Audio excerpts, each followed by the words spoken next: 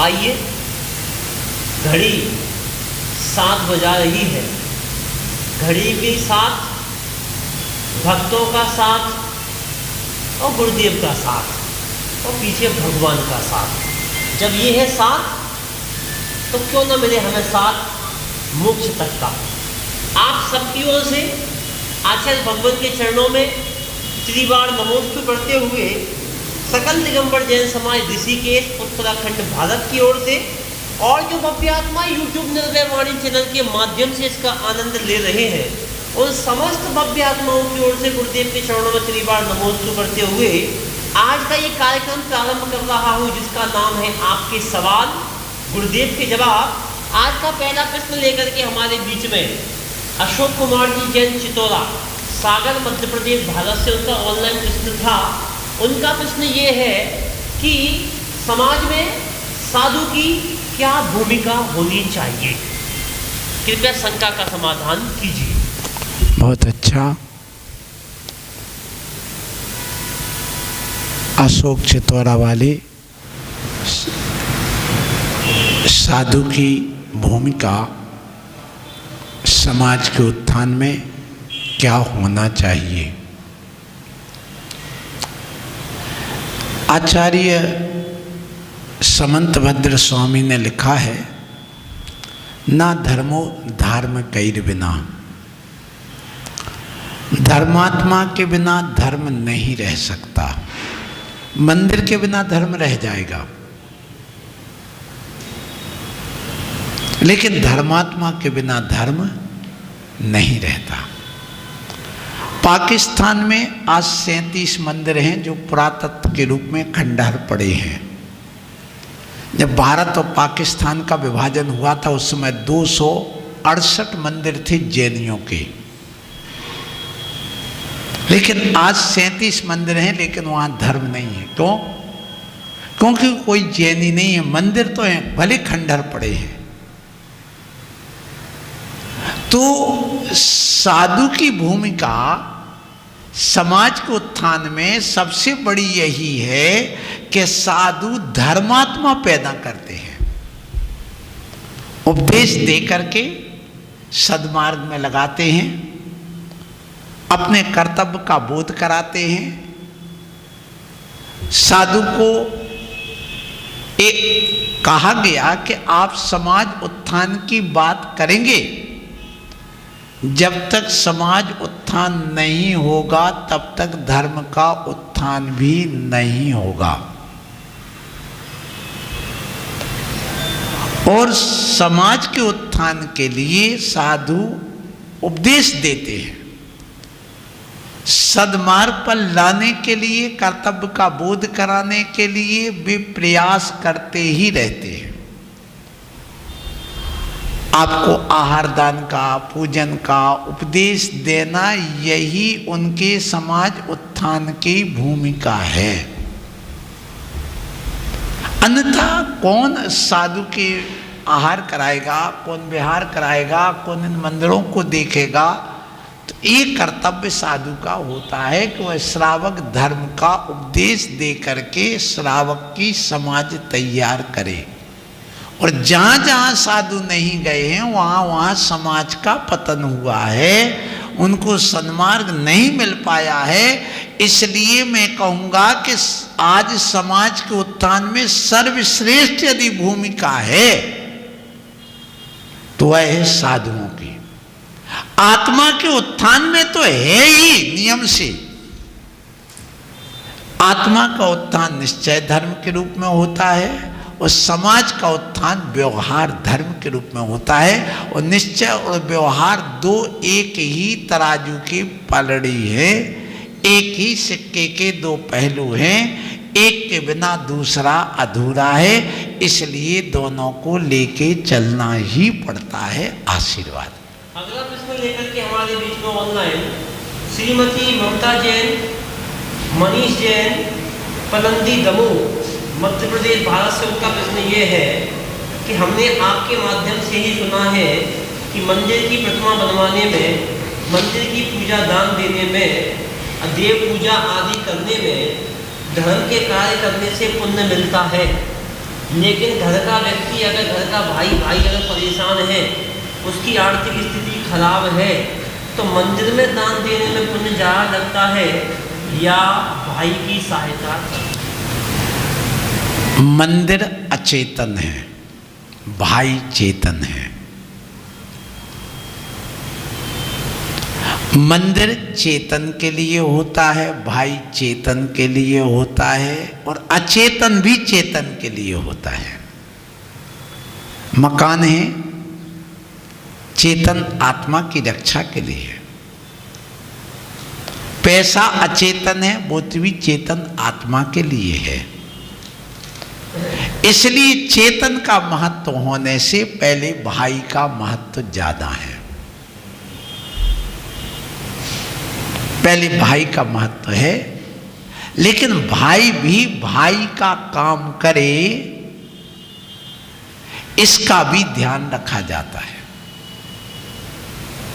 यदि भाई भाई के काम ना करके शत्रु का काम करता हो, वैष्णव में लीन रहता हो, पुरुषार्थहीन हो, तो ऐसी जगह वो प्रॉपर्टी भाई को ना देके समाज के उत्थान में मंदिर को दे दी जाती, क्योंकि मंदिर से पूरा समाज जुड़ा होता है। इसलिए पहले भाई को योग्य बना करके मदद करिए, योग्य बनाइए और भाई को लेकर के चलिए, किसी प्रकार से उसका पतन ना हो।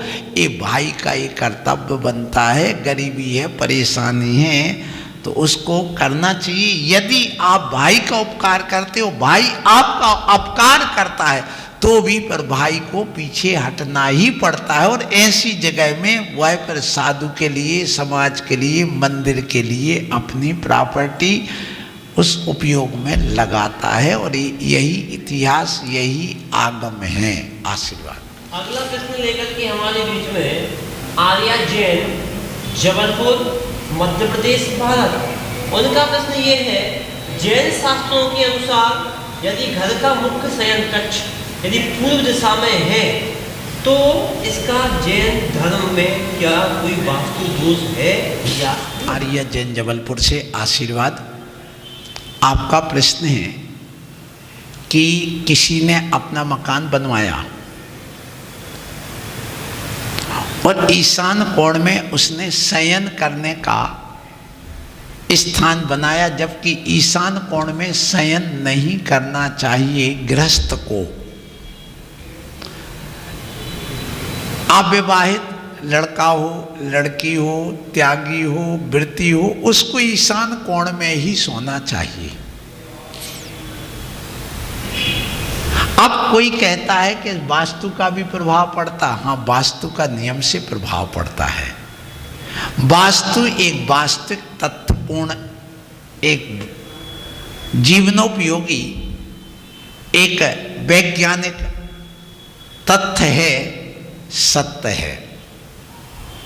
उसको अंगीकार करना ही पड़ेगा।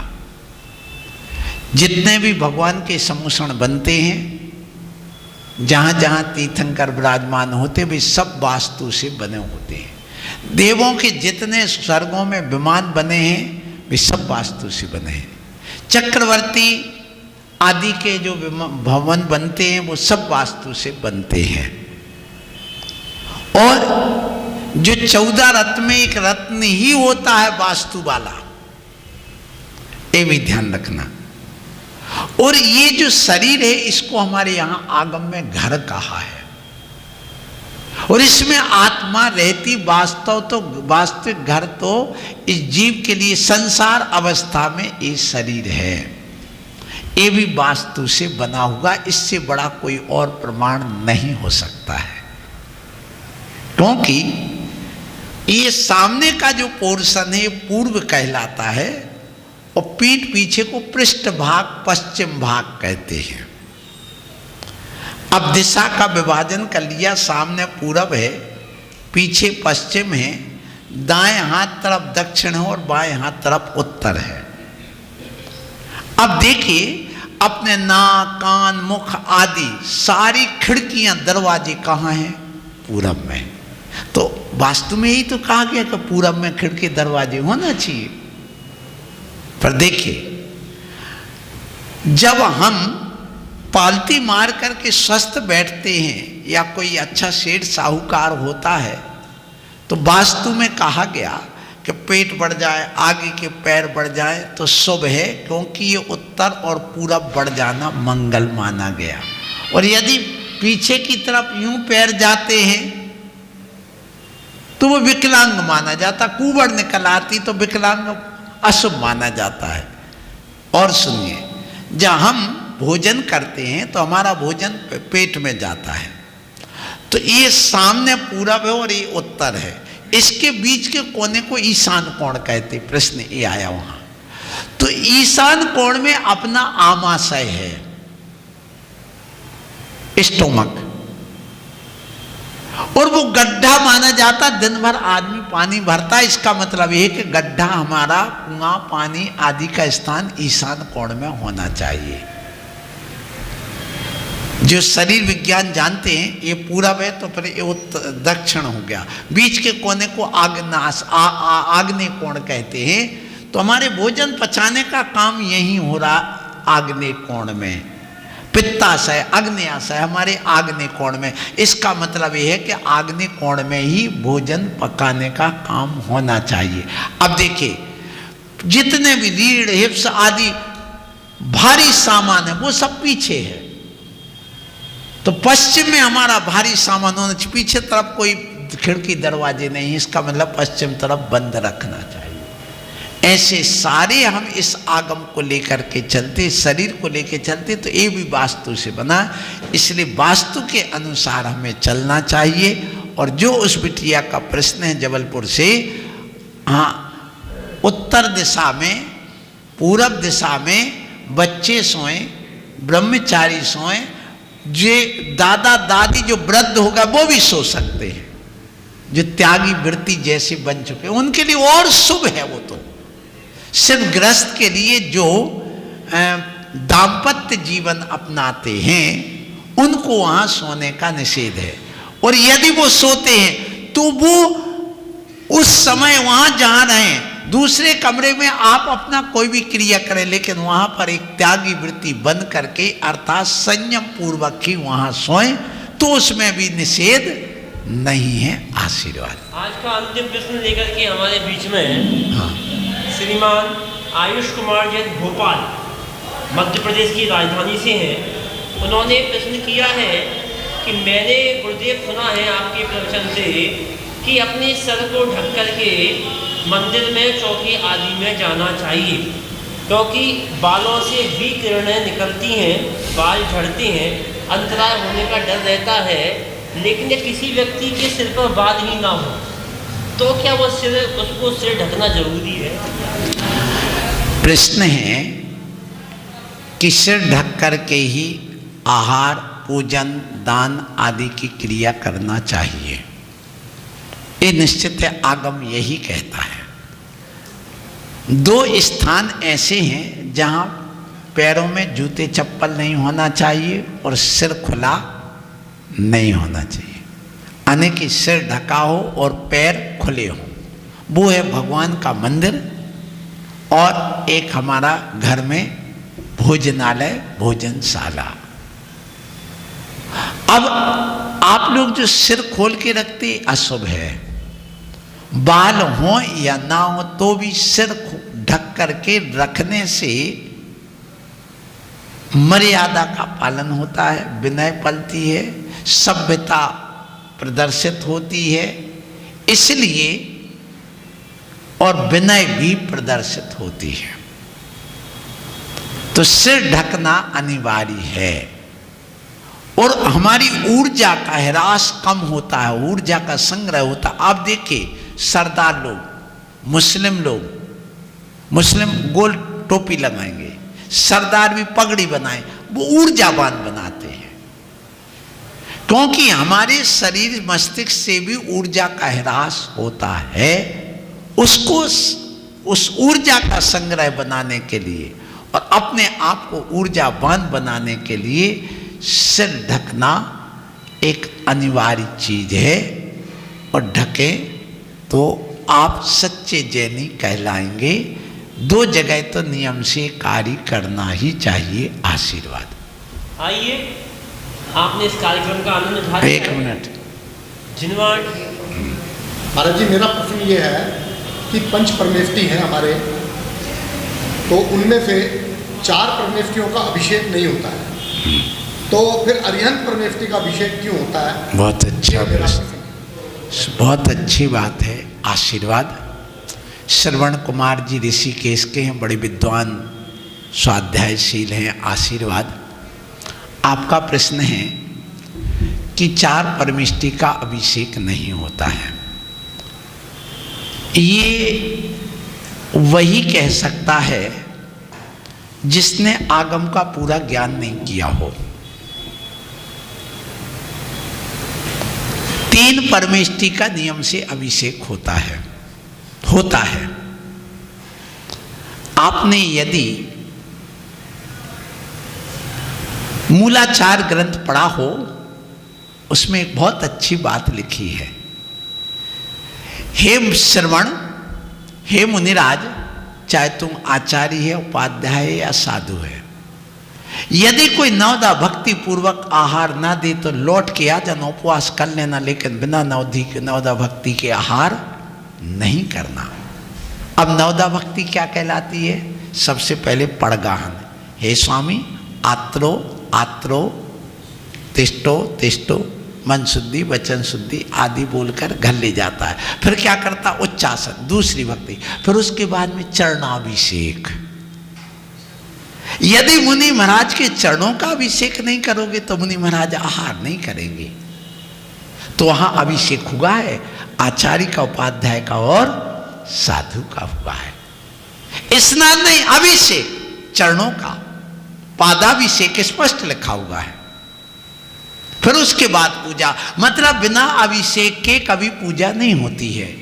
और सुनिए, प्रतिष्ठा ग्रंथ पढ़िए आप, उसमें स्पष्ट लिखा है चतुर्थाभिषेक। कौन सा अभिषेक?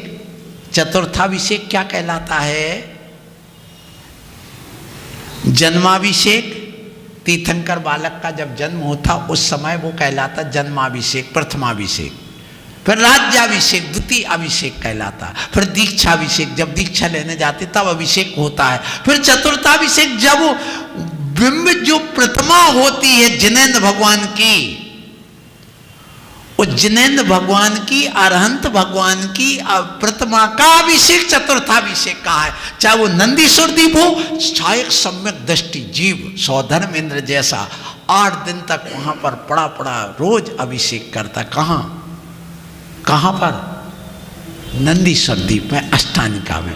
और सुनिए, जैसे देवगति में जन्म लेते, त्रिलोय परिणति उठा के देखिए, वहां जन्म लेते सबसे पहले वह कहता मैं मुनि था, अब क्या हो, मेरे पीछे का मंडल कहाँ है? तो वो कहते अब तो तुम देवगति में आ गए, हे स्वामी आइए, भी देवियां खड़ी रहती हैं। फिर उसके बाद यदि वो सम्यक दृष्टि है तो वह जिनेंद्र देव के पास जिनालय, जो चैत्यालय रहता है, जिसमें पंच कल्याणक के पूरा सामान रखा रहता है, ऐसा मान स्तंभ होता है उस भवन के सामने, और भगवान की उसके सारे पिटारे रहते, उसमें पंच कल्याणक का सामान, और उसमें प्रतिमा होती है, और उसमें जाके सबसे पहले वह अभिषेक करता है। किसका?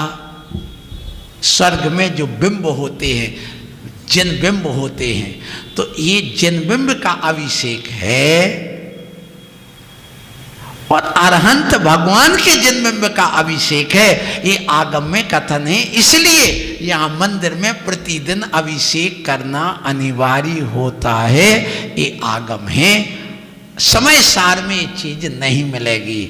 समय सार में तो आत्मा की बात मिलेगी। हाँ, यदि आप प्रवचन सार पढ़ोगे और समय सार की बात करोगे वहां पर, तो आपको कुछ समाधान मिल सकेगा, इसमें कोई संदेह नहीं है। इसलिए 4 परमेष्टि में से नहीं, 5 परमेष्टि में से सिद्ध परमेष्टि तो सिद्धालय में विराजमान है, शरीर अतीत हैं, तो उनके अभिषेक का कोई सवाल ही नहीं। वे तो अपने ज्ञान में रह करके ज्ञान शरीरी हैं, त्रिकर्म मल से रहते हैं, तो उनका तो कोई सवाल ही नहीं उठता। अब बचे 4 परमेष्टि। 4 में अरहंत परमेष्टि की प्रतिमा का अभिषेक होता है, और साधु, उपाध्याय और आचार्य, इनके अभिषेक जिस समय आहार को जाते उस समय श्रावक चरणों का अभिषेक करता है। ये आगम है, इसलिए प्रतिमा का अभिषेक और ये भी है और एक क्रिया आगम में कही है, इसलिए करते हैं। आशीर्वाद। आज का कार्यक्रम यहीं पर समाप्त हो रहा है। कल फिर उपस्थित होंगे नए प्रश्नों के साथ, मीठे प्रश्नों के साथ, अच्छे प्रश्नों के साथ। अब कल का क्या होगा प्रश्न, किसका होगा प्रश्न और क्या होगा उसका जवाब, उसके लिए 24 घंटे का इंतजार करिए। कल के जवाब की तरफ से सुनते रहें, सुनाते रहें, आते रहें और ऐसे ही आगम की वाणी का, निर्भय वाणी का आनंद उठाते रहें। आप सबकी ओर से गुरुदेव के चरणों में तेरी बात। नमोस्तु, नमोस्तु, नमोस्तु।